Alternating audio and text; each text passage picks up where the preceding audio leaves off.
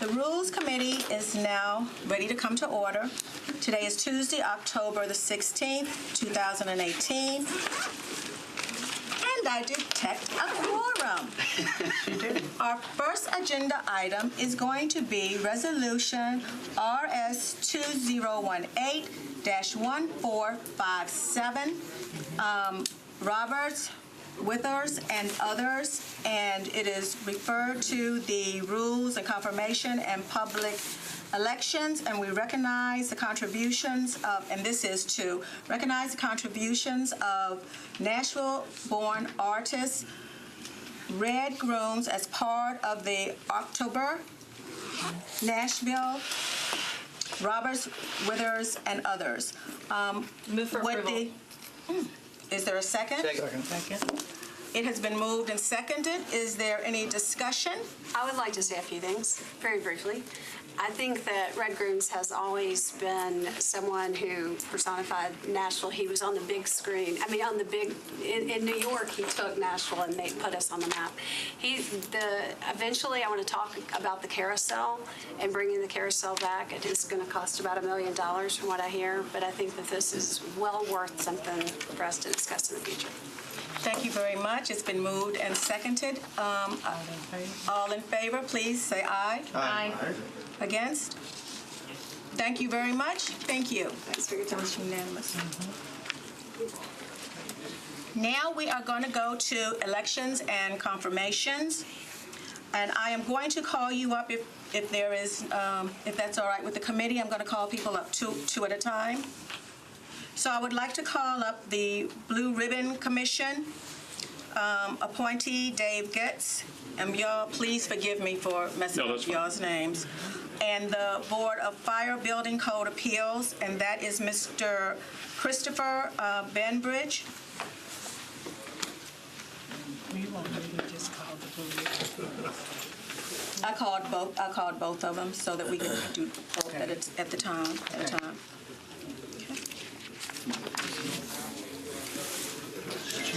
Thank both of you for coming up. I have a couple of questions for you, and I'll ask one at a time. We have a long list, that's why I'm doing y'all together. Are you a resident of Nashville, of Davidson County? Are you okay? Are you a registered voter in Davidson County? Yes. Are you a registered voter in Davidson County? Are you a member of any other metro commission or board? No. Are you? At this point, the interview will commence. We may have a couple of questions for you all. Do any of my committee people have questions? I'll move for approval. Second. It has been moved and seconded for approval. Is there any discussion? I'll be quiet. All of those Those who have history. all of those in favor, please say aye. Aye. For anybody watching on television, a certain person sitting here was my boss he was my big commissioner for many. The one on the left. Big Commissioner Getz. All those against, please say aye. It looks like it's unanimous. Thank you very much. Thank you. Thank you.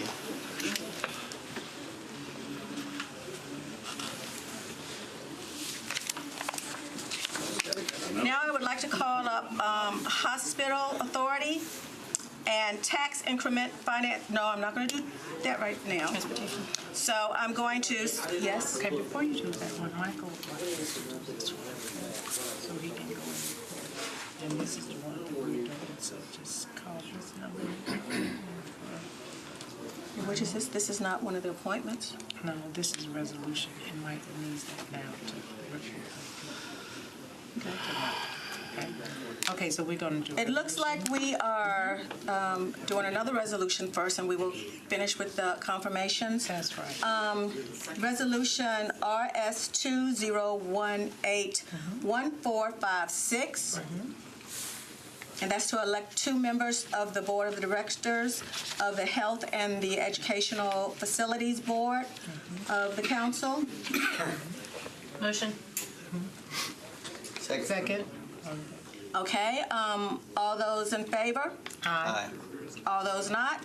Looks like it's unanimous. Okay, so we'll mark that one off. Okay. Okay, you're welcome. Go on with what you Let me tell him thank you for letting me know. Okay, so now we'll get back to elections and confirmations. And that is Dr. Bonnie Solvis. Looks like Dr. Slovis hasn't made it here yet, so if we could ask her to be rolled to the hill possibly. Okay, that is fine. Transportation Licensing Board, Ms. Mona Lisa Warren.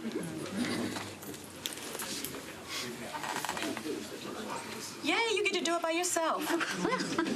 Special me. I have a couple of questions to ask you. Are you a resident of Davidson County? Are you a registered voter in Davidson County? Okay. Do you belong to any other or sit on any other boards or commissioners, metro commissions? Not. Oh, you don't? Oh, just the current. Okay. Sorry. Great. At that point, we have some questions to ask you, so I think maybe. So I'll open it up. Are there any other questions to any of the committee members? I'll move for approval. Second. All right, it has been moved and is seconded. Is there any discussion? All in favor, please, say aye. Aye. Any opposed? Looks like the ayes have it. Thank you so very much. Thank you. Could you ask if they need this? Oh, yes, before you leave, if any of you leave in the parking passes, Oh, okay. do you need that? Yes, please. Thank you. Thank you. I appreciate that. Thank you. Thank you. You didn't walk there? It was raining. Save that too long. Did our other person come in? Not yet. Okay. All right, so we are going to do, no, Bonnie did not come in. Right, so now we are going to do the Tax Increment Financing Study and Formulation Committee. Appointment of the Mayor Briley's nomination for Mr. Brian Kelsey and Ms. Talia Lomax O'Neill. We I have missed your a last lot of name. questions. A lot of questions of these people. Great timing. We're gonna put y'all under oath. Yeah, I do have questions. That'd be good. So I just have 3 questions for you, of course. Are you residents of Davidson County? Yes. Yes. Yes. Are you a registered voter in Davidson County? Yes. Yes. Do you belong on any other metro boards or commissions? I sit on, by virtue of my position, many boards. Okay. No. Okay. So I'm going to open it up for if there are any questions of my members, and I know that they're going to be nice. Yeah, we're gonna be nice. Do I have any other questions? Come on, Bob. Open up. Come I on. was I gonna know you want say, to. Bob, I'm depending on you right here. Because I'm a nominee for the, Oh, okay. I'm thinking that I'll, take a But you're on the pass. committee. So I'll ask some questions on behalf of the committee. You'll be representing David Briley as mayor on this board, or will you be representing your own views and positions on this board? I mean, obviously you have your own views, but you're the nominee of the mayor, and you also work in the mayor's office. And so how do you see that? Do you see that as a conflict? Or, I mean, I'm not asking y'all to like renounce anything with the mayor, obviously. but I guess, yeah, I know, right? But talk to us a little bit about do you see that your role is to basically be the mayor or to think outside the box maybe? I'll go first. I think my role is absolutely to think outside the box. I think that I have 2 specific kinds of interest. One interest is as finance director, and the impact of these initiatives on the overall budget of the city, and then also, and that's a known kind of quantity to me because I understand that piece of it. The part that's unknown to me, quite frankly, is I see it as an educational opportunity to learn more about what's going on with MDHA, which I feel that we need to spend a little bit more time at a much more granular level learning more about that so that I can understand some of those impacts that I see on the budget side when they do happen. you have a better perspective. So for me, worked most of my career before taking this job in economic development. I used to teach a class on economic development in graduate school at UT Austin, including a finance module on TIF and other mechanisms. And I think probably the value I can provide here is maybe giving a little bit of an outside perspective to how TIF is handled in other places, and can bring that knowledge to bear on hopefully addressing the committee's goals here. But yeah, I mean, I'm here to represent the mayor's office, and I'm also here to hopefully provide some perspective on the matter at hand. Thank you. What is the most important, I guess, in terms of your expertise in bringing your most valued assets, your gift to the committee? What would that be? What do you see as your gift? My specific gift is I understand the government's finances and the budget and the money flow. I don't think that there's probably any other appointee that has a greater knowledge of that has been selected to date to represent what's going on from a financial impact side of it. I love the confidence. Well, it's true. I love it. Can I just second tell you, Mark? Right there. All right, so for me, I went through an experience of rewriting an incentive policy for the city of Austin before I got here, and I think we learned a lot about accountability and transparency and the kind of information that should be made available and discussed as part of any kind of economic development agreement. I don't know that that's a gift. I certainly wouldn't characterize a lot of that experience as a gift, but it's something I think that would be valuable for working on this. Madam Chair, since you come from Austin, can you kind of just give us a quick, how did Austin use TIF money? So let me clarify.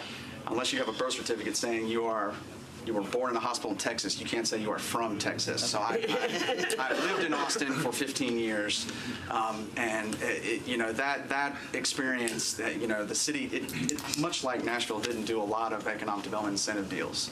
I mean, it averaged maybe one a year, over the last 12 years. We went through a process, I think it was 08 or 09, where there was some interest from council, and they wanted to put together a panel of subject matter experts. At the time, I was running an outside firm and teaching, and so I was involved as part of that task force to rewrite the incentive policy. We mandated some things like more public meetings, posting information about a proposal before there was any kind of action required by a body, so it could be reviewed by the community. Those are the kind of things that were important there in Austin. I don't know how that will translate here, but I think that's a good discussion to have. Lady Murphy? So I think because y'all are two people who have more intimate knowledge of our TIP deals probably than the majority of our nominees, or all of our nominees coming up, and a history of those. What are some, that threw me off. Obviously, you've been a part of that, right? And those are things that have come before us. I'm not asking you necessarily pick apart what we've done in the past right now, but what are some changes that you think we should implement going forward? Or is it too early to tell for you?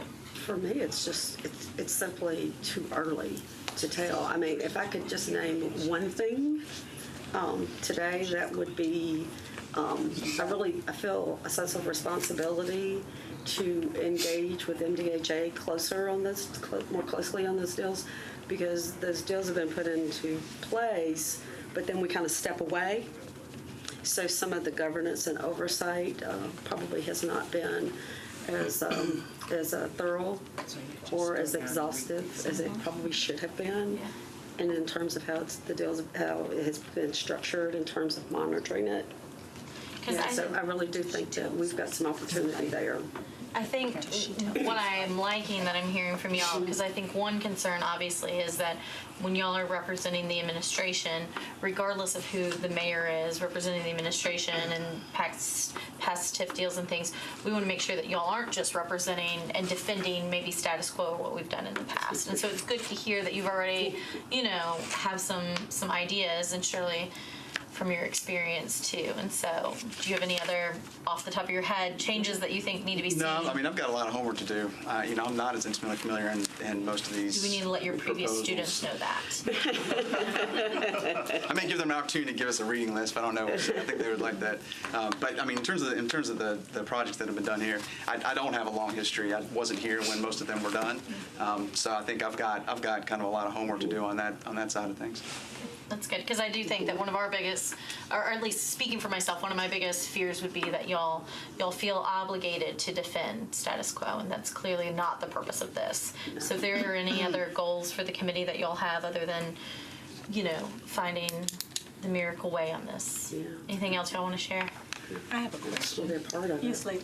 Okay, I'm a retired teacher, and I often wonder about this when you're all up there and we just hurl questions at you and just spontaneously you answer them, and I'm always very impressed. Of course, that's your expertise. I do realize that. But in teaching, we always had to do PDs, we had to do staff development all the time. We had to constantly stay abreast of, new modalities or whatever. And I'm just wondering, with working with finance and being in the mayor's office, and you talked about, staying on top of everything in the studies that you have to do. How do you prepare? What does that look like? Is it just your past experience, or? Oh no, it's never just your past experience. I mean, there are what I would consider to be professional associations that you go to that have clear best practices outlined, particularly from a government finance standpoint, such as the GFOA, which is really the premier kind of finance group out there that establishes. They've got talking points about how to put together a TIF program in a city if a city were to start it from scratch. They have materials for elected officials around. If you're an elected official and you need to know about tax increment financing, they have literature that they have available to provide to elected officials. It's kind of a cheat sheet. So I have my colleagues. I have finance directors in other cities that run these programs, and I have their phone numbers, and I can pick up the phone and call them and say, "What are you doing about this? How did you structure yours? What's unique about what you're doing?" So there are lots of different avenues that I have available to me to tap into the really smart people.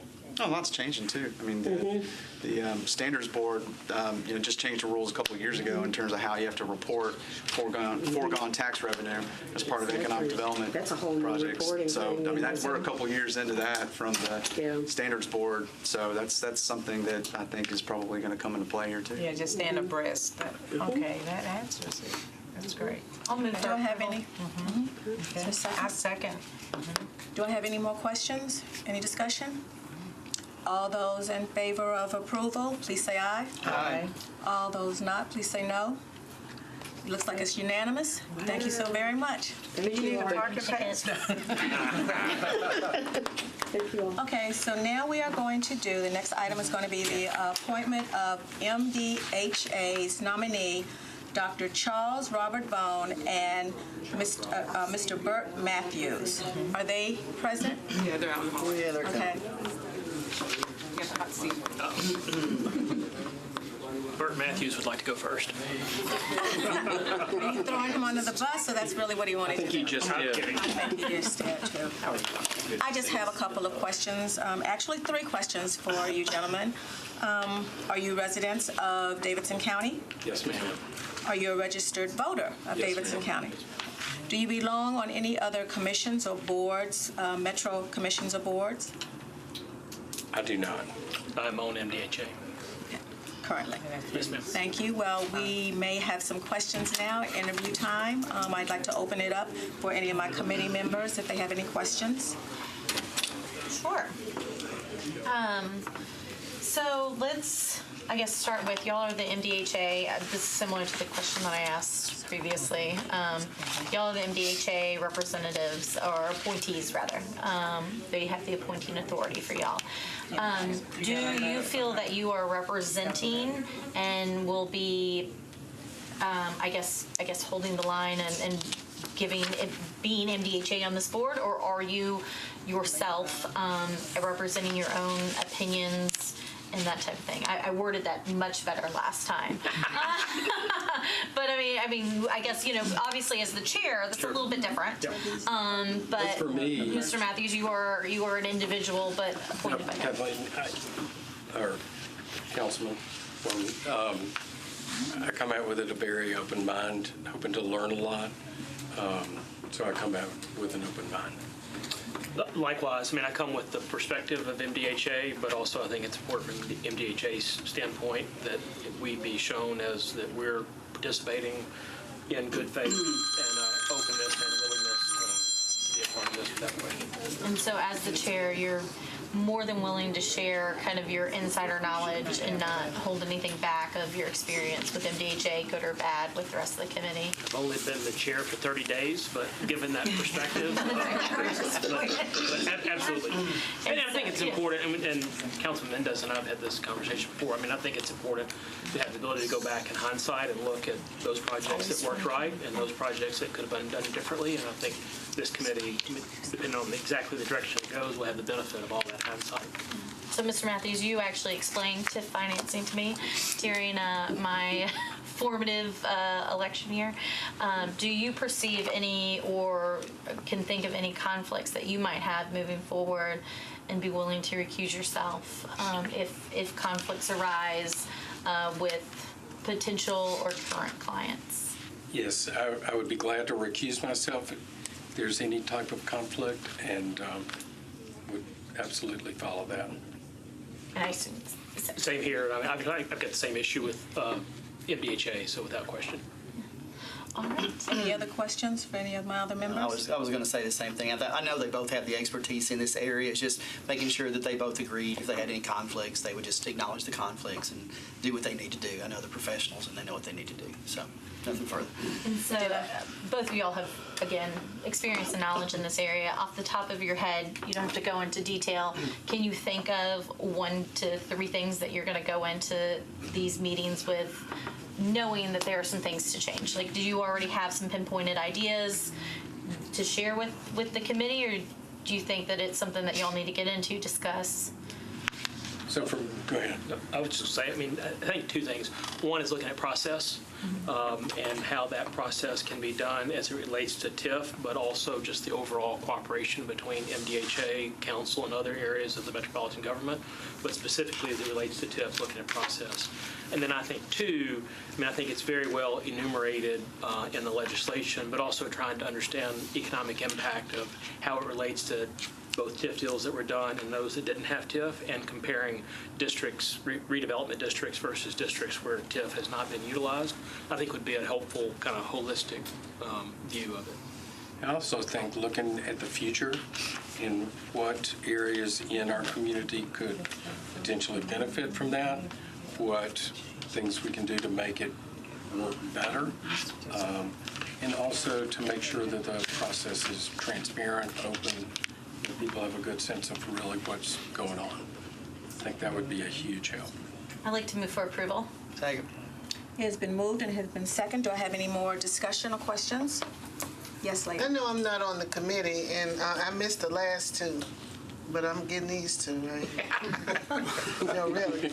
I just wanted to ask you, there has been disparity, and want to know if you all are sensitive to the disparity and if you can be an advocate for equity as you move forward, because there are some redevelopment districts that has not received the same type of attention, and specifically small and minority businesses that would like to develop have not had the same tools available to them. And I'd just like to know where you all stand in that. So you and I have had many conversations about that.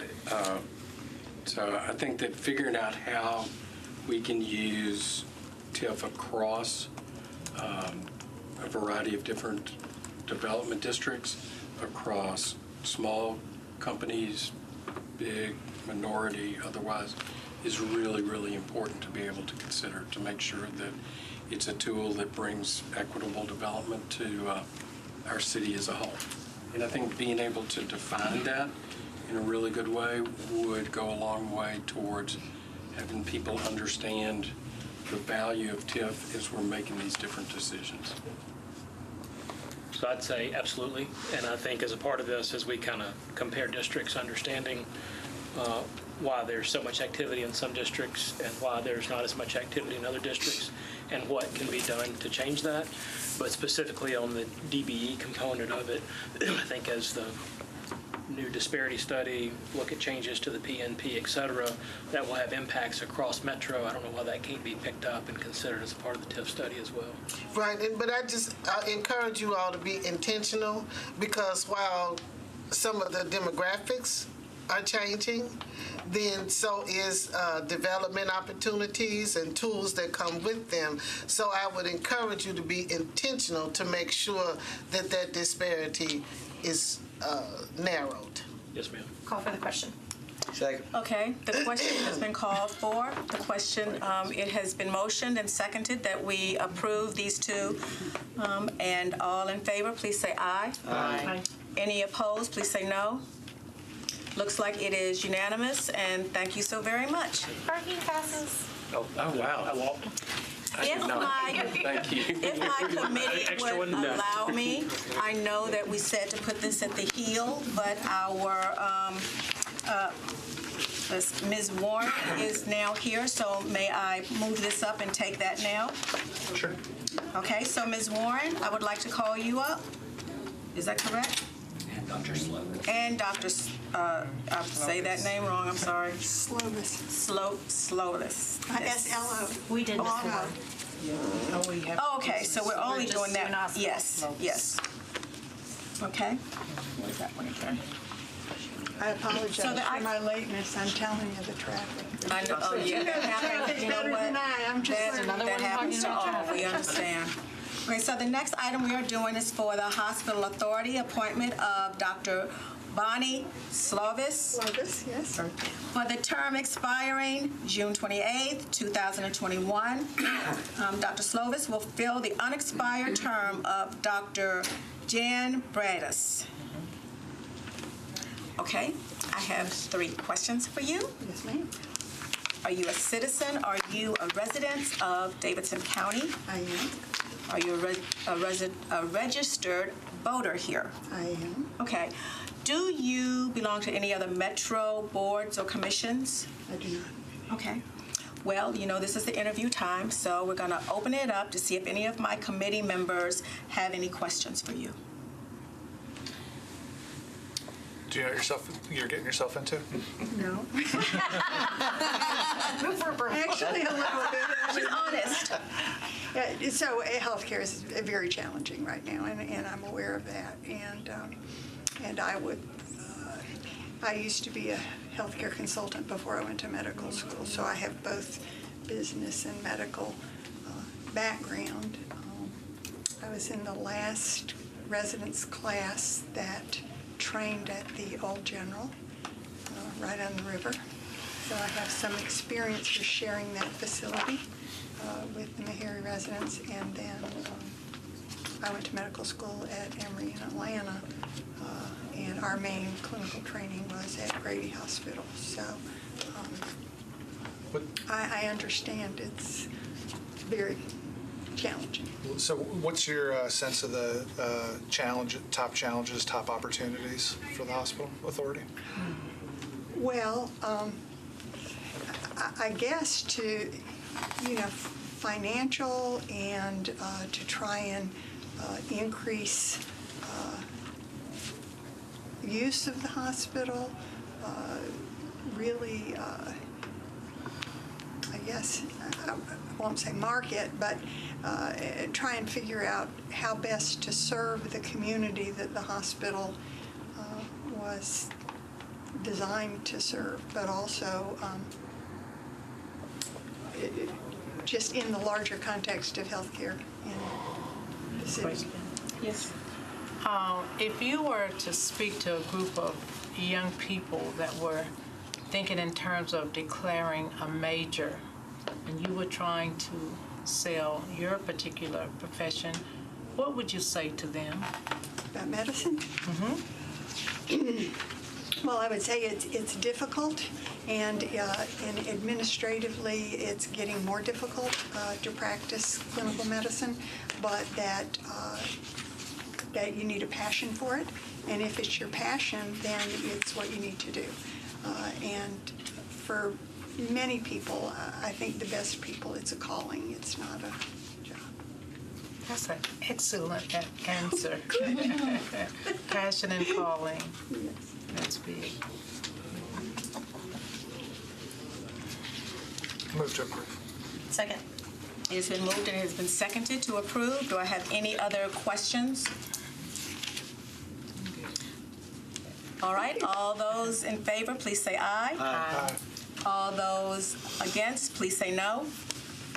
Looks like unanimously you're in. Thank you so very much. Get a parking pass. Thanks, Lynn. And you get a parking pass. Is the TIF all that's left? No. We got some late stuff. No, okay. We're on We got We're you here for all night, one. Bob. Yeah. Bob, no, you're here. Yeah, Bob, You you walk got out. Okay, so the next one that we're going to do is the TIF Study and Formulation Committee. And to save some time, I'm going to ask some of you maybe to pull some chairs up so that we're going to bring you up all together. So when I call your name, please come up. The nominees are Dr. Coleman, Council Member Henderson, Dr. Lane, Mr. Lane, Mr. Maynard, Councilman Mendez, Mr. Papel, Dr. Streams, and Mr. Warren. Member Council Lady Henderson withdrew her name. Okay, so she did not say that to me, so we are withdrawing her by word of you. And you. Me accountable. Okay, I don't want her coming back and saying. So Angie. Withdrawn.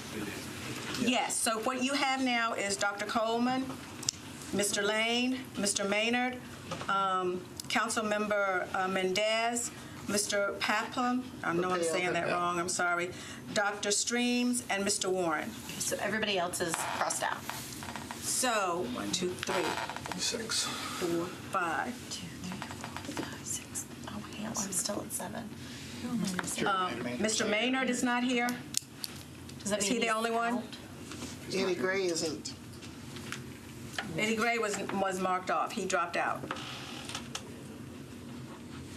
Jose Gonzalez. He dropped out. So the ones that we have before us, and please, I hate keep saying this because I say it wrong. Dr. Coleman. Here. Mr. Lane. Here. Mr. Maynard is not here, but his name is still on it. Council Member Mendez. Here. Mr. Paplin. Papel. Okay. We're going to propel him forward. Okay. Dr. Streams. Yeah. And Mr. Warren. Okay. All right. I guess I do my same 3 questions. Are you all residents? And we'll start and go like this. Are you residents of Davidson County? Yes. Yes. Yes. And yes. Are you registered voters in Davidson County? Registered voter in Davidson. Yes, yes. And yes. Are you on any other commissions, metro commissions or boards? No. No. No. No. No. Well, thank you so very much. I'm now going to open it up for my council members. They may have some, I forgot you. Yes to all 3. Okay. I am now going to open it up to my council members in case they have any other questions. I will start with if you could give us a little bit of what your, obviously we have your resumes, but that doesn't tell the whole story. If you could give us a little bit of your background and how that makes it relevant and how that makes you a valuable member, because obviously we can't pick all of you. What makes you stand out over everyone else to get our vote for you on this committee? And we'll start over there. All right. My doctoral preparation is in public finance and budgeting from the Martin School of Public Policy Administration, University of Kentucky. The specialty of the Martin School is public finance and budgeting.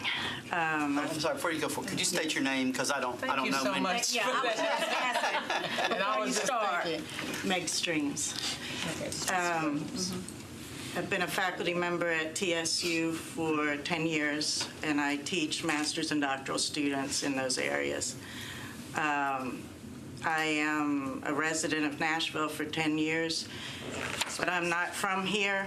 I don't have property here except for my house. I don't have any business interests, development interests here. My contribution would be in the area of my expertise and my concern for the value of the policy. I think it's healthy that the government take a look at any policy over time as circumstances change to ensure that it is achieving the goals that were set out for it originally. My name is Paulette Coleman. I'm trained as an urban planner and have considerable experience in that field. The experience that is really relevant has been the last 4 to 5 years involved in advocacy for affordable housing, and also taking a critical look at the various mechanisms for financing affordable housing, and realizing that even with some of the commitments that the city has made, we have not been able to fulfill them. We have also taken a look at best practices in other cities with regard to not only tax increment financing, but all aspects of how you get development done that is equitable, that is just, and that is inclusive. I have taught adjunct at Tribeca Nazarene and also at Tennessee State, but it was not in planning or economic development or community economic development. I have lived in 9 states and 2 foreign countries, and I wasn't a fugitive and I wasn't in the service military. But of the cities that I've lived in, they have had some very, very intractable issues with regard to development. Newark, New Jersey, Baltimore, Maryland, et cetera.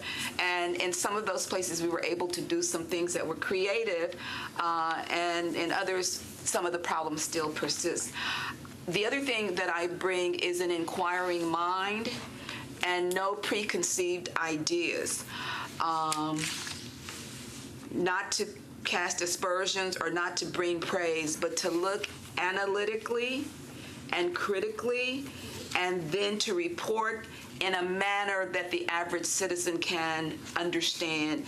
I think sometimes we can get so technical and deep in the weeds that it just, everybody glazes over. And so that's one of my really big strengths, and one of the things that, should I be selected, that I would make sure happens, that the average citizen can understand what we're saying. And also, there's so many studies and so many commissions and nothing happens, but to hopefully include something that forces us or leads us to implementation or rethinking or re-strategizing. I'm a real estate broker for the past 32 years. Dan Lane. I'm the owner and operator of ABL Realty Services. Been a real estate broker for 32 years. Engaged primarily in commercial real estate, even though our company does both residential and commercial real estate. And I also do development consulting. And I would say, in terms of knowledge, I help spearhead and convince past Executive Director Phil Ryan to help us create the Jefferson Street Redevelopment District. Myself, I talked with both council people and persuaded them that it needs to be done, and work with, I'll say, current councilor Lady Hurt in walking the street in the community and convincing people to let it happen. Because many people in the black community have some real question about what a redevelopment district would do for that neighborhood. I'm not convinced that it is done what it should be done. We got a lot more work to do, but I'm familiar with that process. I'm Richard Warren. I've lived in Nashville all my life. I've practiced law here for the last 42 years. Went to Vanderbilt Law School. Most of my work has been in the commercial real estate area. Been active in a trade association here called NAIP. A couple of people there called me and told me, reminded me that this committee was being formed and asked would I be willing to have my name placed in nomination. This is not the kind of thing I usually do. I usually sit in my office and draft documents, but I do have some historical background for what we've been doing here for the last 42 years. On the other side of the ledger, I've been very active in civic and community affairs, and the equity issues really resonate with me. I've been a lot of pro bono work in the affordable housing area, worked with Rusty Lawrence to start Urban Housing Solutions and chaired that board for 9 years. I'm now on the board of the Housing Fund and have done some other things as well. So I hear the issue of equity in these things. Some of these tools I think work better for some types of projects than others, and I think we're just going to have to keep studying that to figure out what works best in what context. But I'm not wed to the way we've been doing things. I'm very familiar with the way we've been doing things, but I'm also open to examining what we've done. I think some of the things that have already been said about transparency, you can always do anything you're doing better than you're doing right now. And so I think that will be my goal for this committee, is to kind of get a good understanding of what we've been doing, what some options are, and ways we might do it better. Okay. Larry Papel, and I get to read a lot of the documents that Richard does when he's sitting in his office, and he mine too. I'm an attorney in Nashville. Came here to go to Vanderbilt Law School, stayed afterwards, as so many do. Done a lot of real estate for the 38 years that I've practiced, so of all kinds. A lot of development for a lot of people. I've been with big law firms most of the time, and we do a lot of large and small developments, many with TIF. I've done a lot of TIF loans. Those that worked, those that didn't. Think back to the baseball stadium on the river. That was a failed TIF deal where I represented the banks that were going to finance it. But it couldn't be financed because for a lot of reasons, economic conditions, but also complete lack of feasibility of the TIF loans. And so there were some real lessons that came out of that. TIF is a tough thing. You need to have some credit to do it. It's not free money. It's money that's leveraged with the increment, but also in most cases guarantees. And as Sharon knows, that's why it doesn't play so often in all redevelopment districts. There's some very practical problems that some may be solvable, some may not, but we have to address that. I think this committee should come up with some transparency and some guidelines for TIF. It's been political sometimes when it doesn't need to be. There really are no guidelines other than the statute. And the statute just says what's eligible, what's not. It's not a good system right now. It doesn't serve the city as well as it should. And last, we're not always going to be in economic times like we are now. We don't need to incent a lot of things right now. Some things, yes. You incent things that would not get done but for the incentive. And you measure it and you go forward. But we have, as a state and a city, very few tools in our toolkit for economic development. Some of which we can deal with in Metro Council, but we don't control the state. So we can influence the state, but we don't control the Sometimes. state. Sometimes we can influence. Sometimes it's the other way around, obviously. But on economic development, as long as there's a little more play there. But we need process. I heard everybody talk about process. There's no question. We need guidelines more than anything else. And then we need to take advantage of our tools so that the benefits are spread across Metro in an appropriate way, in a legal way. And it's going to take a committee like this to do that. and then it needs to be implemented. And hopefully we won't be in times like we were in 08 or 09, but we probably will be at some point, so we might as well be ready for it. Let's see, so I think you guys got a pretty good sense of where I'm coming from on these things. I think I bring a combination of, I am elected countywide, and I think I've got a good sense of how different groups and subgroups around the community feel about it. I think the common thread is strong distrust of the tool. Different parts of the county, maybe that distrust comes from a different place, but there is a lack of trust. And then on top of that, I understand the legal parts of it and the requirements of the state law and the redevelopment plans, and due to legal work I've been involved in, I've seen TIF transactions firsthand also, and not as many as these guys with their combined 80 years of experience. Wow. Stop. That is right. Probably, yeah. You're not that far behind. Math fast, so. But I've got it's that countywide perspective, understanding the legal side, understanding the finance side that I think I bring to the table.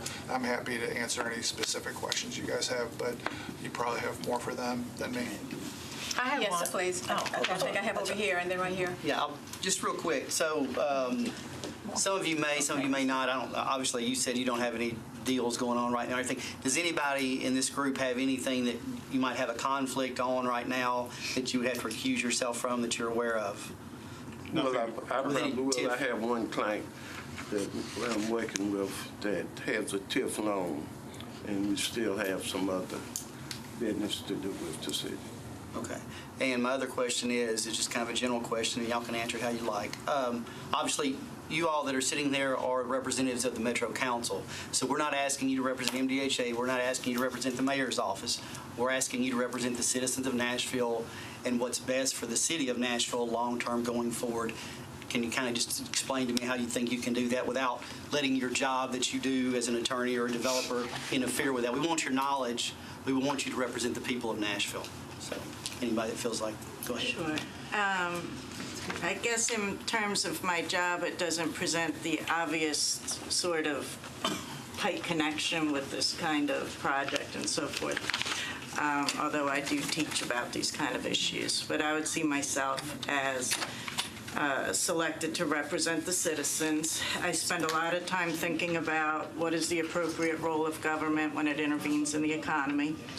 There are three traditional rationales: equity, efficiency, and stabilization. And so any time in this country that we make the decision for the government to intervene in the economy, we need to have some rationale based on one or a combination of those. However, they're often in conflict with each other, which is why issues come up. And so I would be honored to serve the residents by investigating closely how this policy represents a current trade-off between efficiency, equity, and stabilization, and to what extent values might need to be addressed more carefully, such as equity.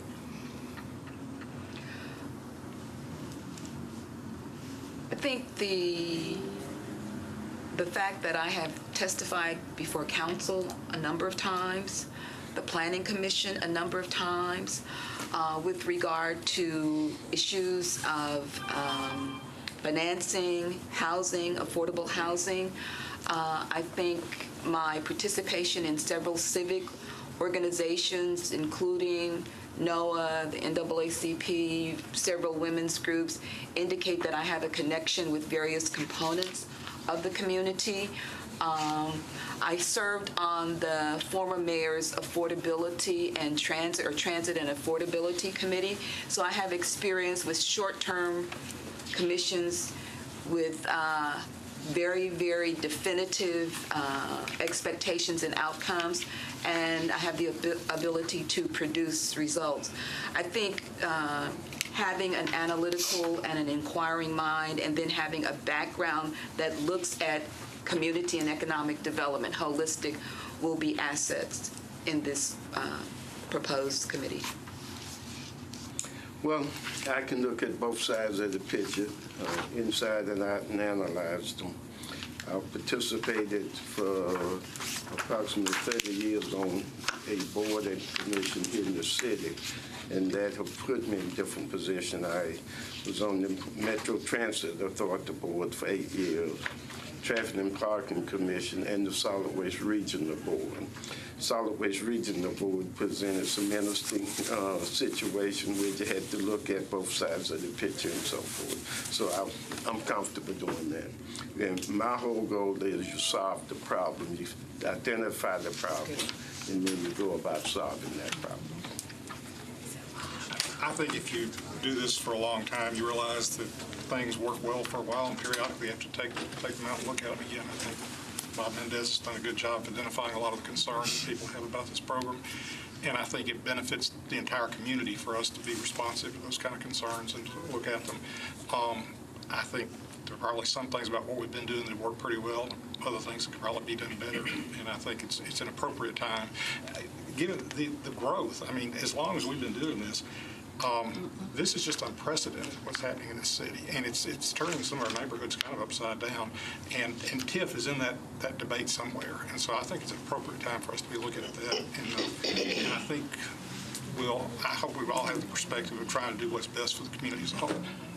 Yes, I think the question was conflicts first. No, I don't have any conflict. Yes, I can be detached and disinterested. That's what we're trained to do. My goal would be to implement the best policies and procedures for TIF that's permitted under state law, and get it in a position where it can serve the city well in good times and not so good times. And use it as, is it a planning tool? Well, that's really up to the council, the executive, MDHA. I've been involved with the Civic Design Center for a long time and served as president a few years ago. They're on the right track in terms of the built environment, and they have some great policies that they follow. They're an advisor to Metro government. I don't know how many of you are familiar with it, but that's been good training as well. I mean, I view it as an extension of what I'm already doing in the council and representing all the interests of the county. I mean, there is a balance. I mean, there is a place for tax increment financing. I do think the city and all the agencies involved in TIF have been doing things the same way for a long time because that's the way we do things. And I mean, obviously, I feel this is an appropriate time to revisit it with a sense of reinventing it for the good for everybody. Lady Murphy? Sure.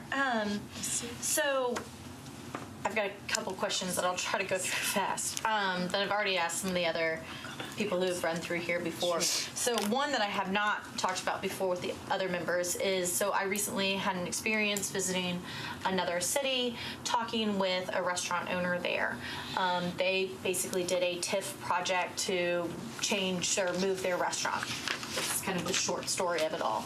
And what they said, I said, was it worth it? And they said to me, well, after we got through all the legal costs, joke on our attorneys here,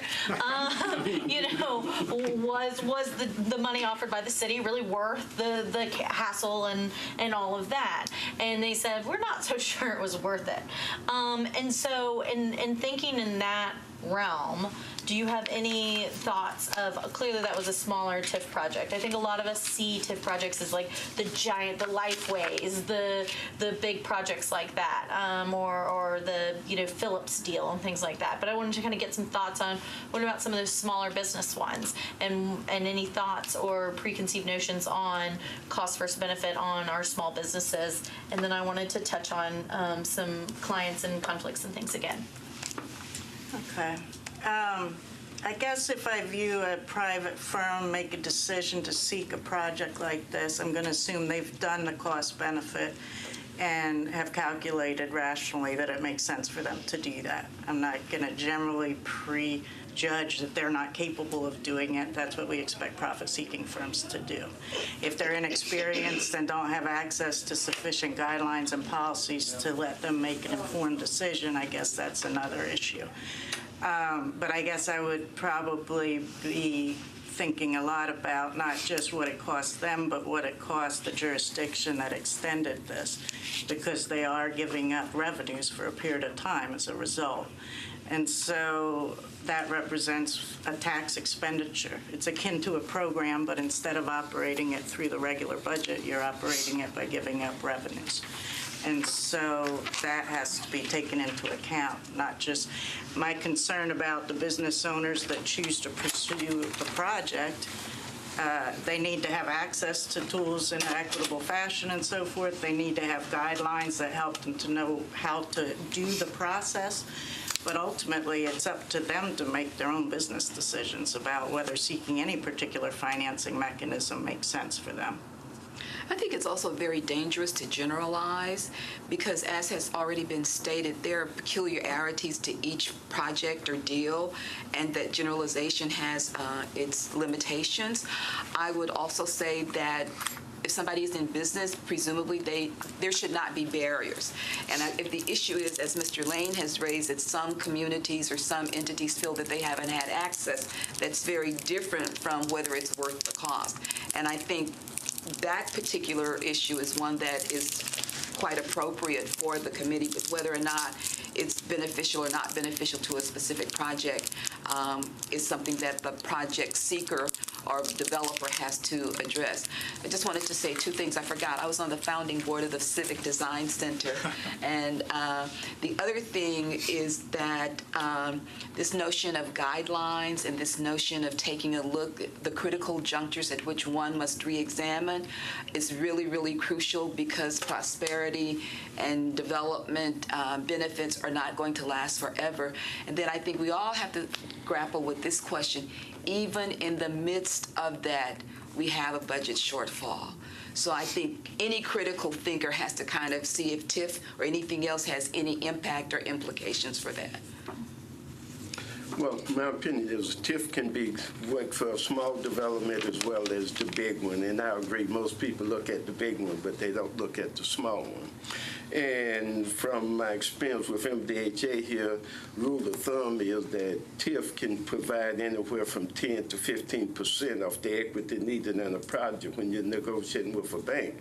And equity, 10 to 15% equity contribution can help make a deal work in our way. Yeah, I share the comment. Generalizations can be difficult, particularly with some of these TIF projects. Some of them are similar, but a lot of times when you've seen one of these, you've seen one of these. I mean, they're fairly unique situations. We handled a project up in Clarksville a few years ago. They had an old hospital in place with a new hospital, and everybody thought the old hospital was an eyesore and they wanted to see it torn down. And developers would look at it and they couldn't make the numbers work. And so finally we figured out how to use TIF just to tear down the old hospital. And then somebody came in and built a grocery store that they financed conventionally, because it was just like they bought a lot that was appropriate to put a grocery store on. And so there are a lot of things like that that aren't real fancy or sexy, but everybody wants to see that old hospital torn down, and everybody's happy to have a grocery store. You know? So, I think there are examples like that that you can find of things that'll work. Small deals are tougher. The costs are higher as a percentage of what you borrow. That's true in the capital markets in New York. It's true in the TIF market in Nashville. It's just the way it is. It goes to practicality. It's not always good money to spend. It can be if it provides that extra 5, 10, 15% of equity, it balances out. So every deal is unique here. And needs to be looked at that way, and the guidelines need to deal with that. You don't know that under the statute you can favor small deals over bigger deals.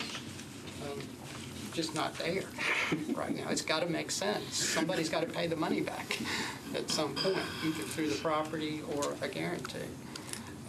There's no way around that. You maybe have some guidelines that deal with it, or you change the statute somehow.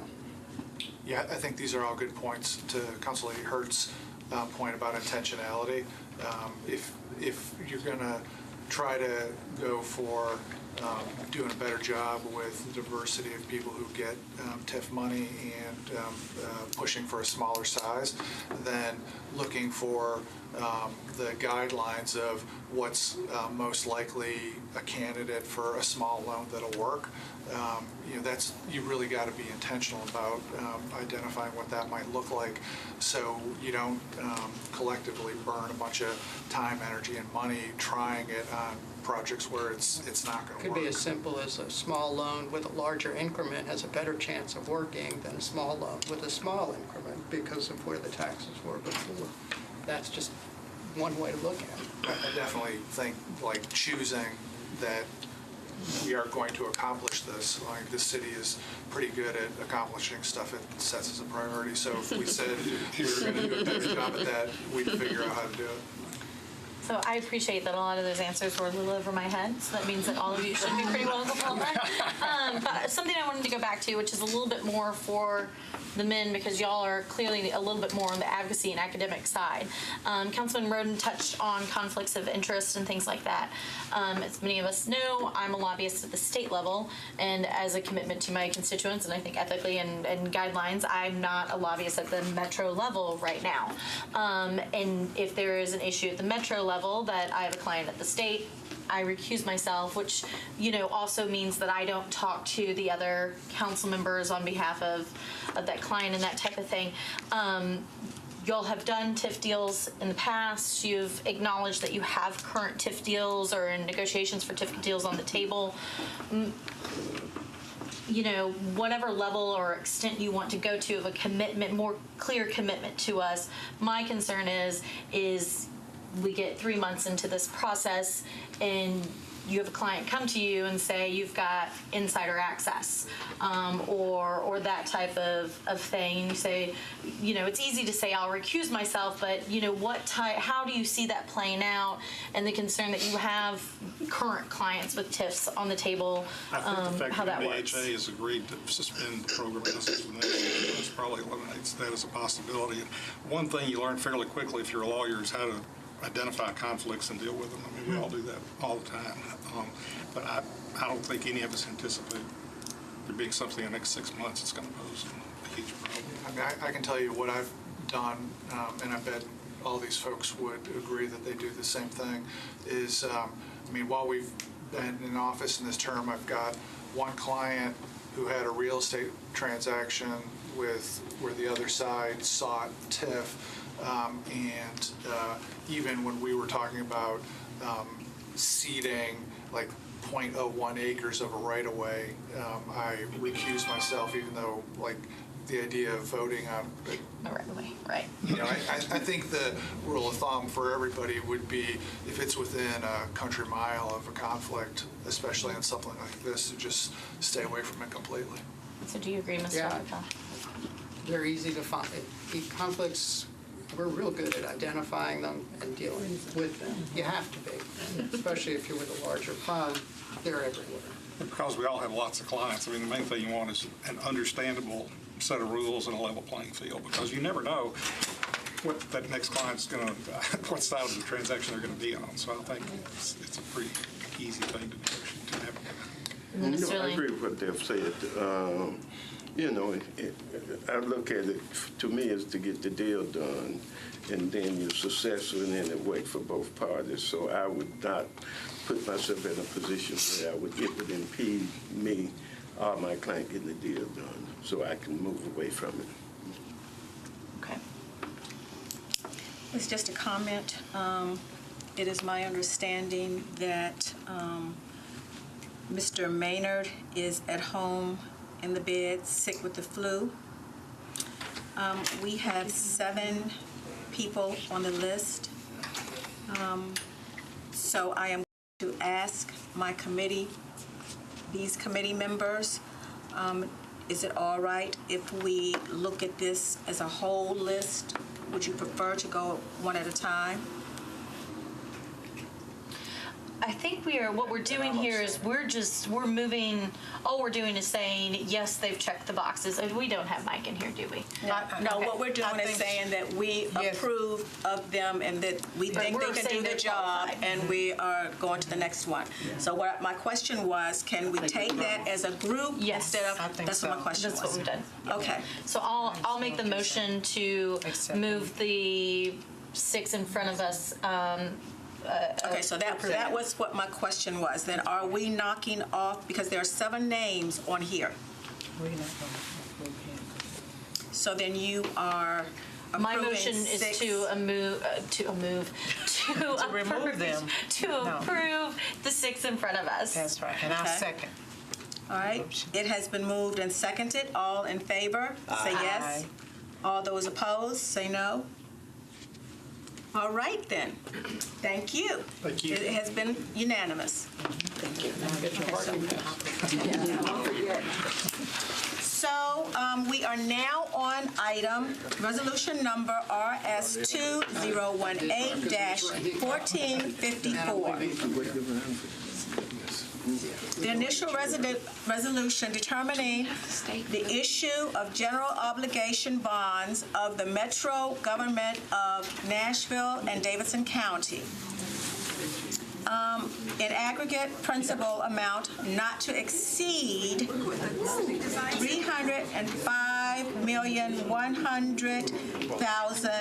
$305,100,000. This was a late file.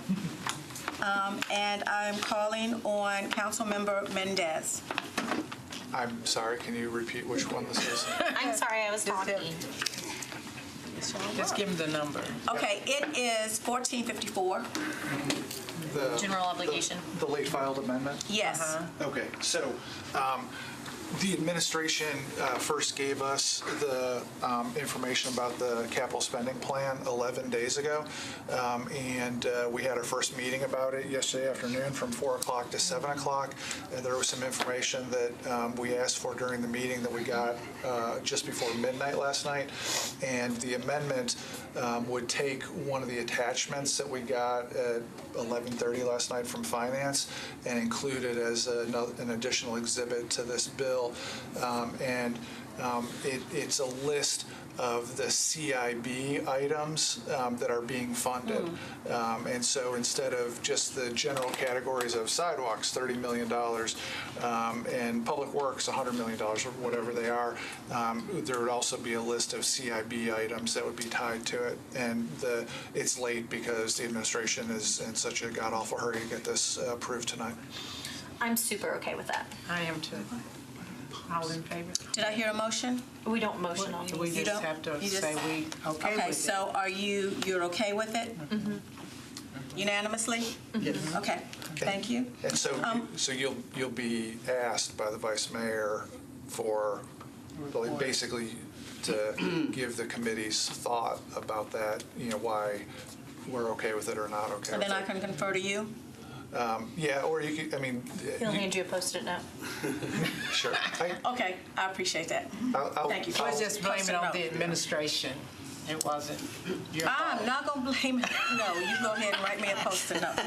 All right, the remaining items we are going to defer until our next meeting. Is there Are they any? late filed? Well, it's a late file, but we don't I don't have a letter or anything for So them. I guess we would object to them being, if they are moved on the floor. Sounds like it. Yeah, Okay. I think so. Yeah. So, What are they? Okay. Just for, All for 1, all for 5? yeah, what are they? yeah, you can. Why don't I pass this to you? A resolution to accept a grant transfer from the Metropolitan Development and Housing Agency from the MDHA. Yeah. It got deferred already. Didn't it get deferred Did it? yesterday? I don't know, but it needs to. No. What did we do with that? No, this is the one that came up at the end that was completely late filed, where I was asking the questions about. I was talking to somebody, I couldn't remember what Is we there did. any urgency in it? They asserted there was. Is there someone here But who nobody can is speak to here. their urgency? virtues. There's someone here that could speak to the bill. Oh, there is? Rather than the sponsor. Mr. Jameson mentioned to me that it's changed from yesterday till now. I don't know if we've seen that, the new version. Okay, I understand there's somebody here that speaks to it. I'm Judy Tackett, Director of the Homeless Impact Division of Metro Social Services. We're the recipient of the grant. So in May, the community COC, that's community members working together to build a system to end homelessness, voted for this transfer and this HMAS lead change. We have been working with MDHA very closely to get HUD to do the final approval and get everything in motion. I've been keeping all our planning boards and informed on that. And the urgency is really that we have been in limbo. Now we have all the paperwork and everything from HUD. And I just really feel there is one position that needs to be filled, and we've been in 4 months in limbo on that, and I felt it was justified for this once to do a late filing to get this position filled and not wait another 3 weeks. So what is the timeline on this? Is this time sensitive? What's the timeline? The time sensitivity comes in because HUD has requirement for HMS reportings, and we don't have a staff member to lead this and be trained on it. So the urgency is to get somebody hired. Without these fundings, this grant is really the dollars that will pay for a position. And so the sponsor is not here. So while that does speak to this time sensitivity, can you speak to the reason why it wasn't filed on time? Actually, we had everything in place. No, I don't. You don't know why it was filed late? No. And we had everything in place and in there, and then we were told that it would be late filed. And it didn't go for that. And I was like, it is time sensitive. I had a conversation with Councilman Freddie O'Connell, who is a part of the planning council. There's your problem right there. That's you wrong. And the urgency of clarification of that.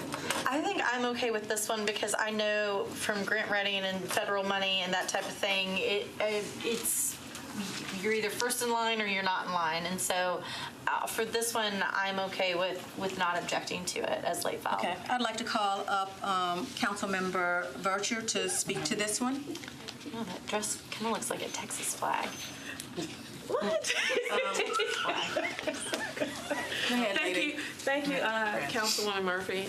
This is a late file. I don't know if you have before you a substitute also.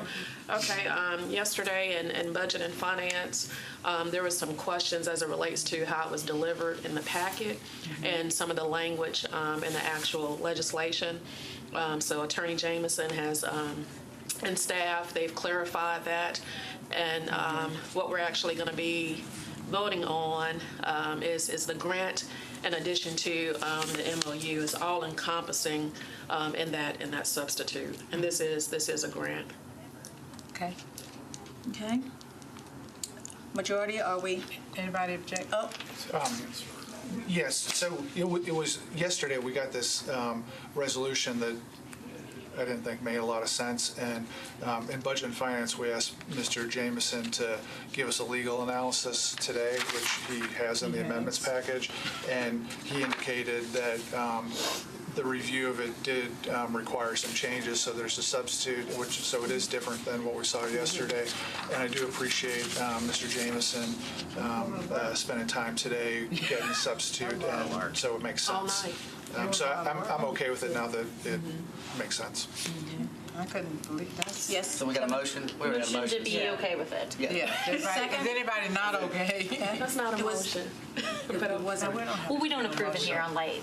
You just have to come before the principals. So that this one was. Have your dress analyzed. I like it. And we have one more. Is anybody here, excuse me, is anybody here representing 2017-682? What is it? Withers is the sponsor. It's about the 5.32 We did pass that in acres. planning. So passed in planning. And I'm trying to remember what he said about the late filed. Maybe we could grab him. It's just, they don't make It just needs one committee's recommendation. Okay, it looks like it's a It looks like it's Technical correction? housekeeping, yeah. Oh, that's right. He said it's just adding the site plan. Okay, so then we approve that? Yeah, I'm good Okay with with that. I'm okay with it. All right. That looks like we have finished our agenda. Is there any other business before the committee? It was just adding the If site there plan. is really. no more that's right. business in front of the committee, then we are adjourned. Thank you. I like this. I took care of you. You're good. Thank you. I didn't know about that.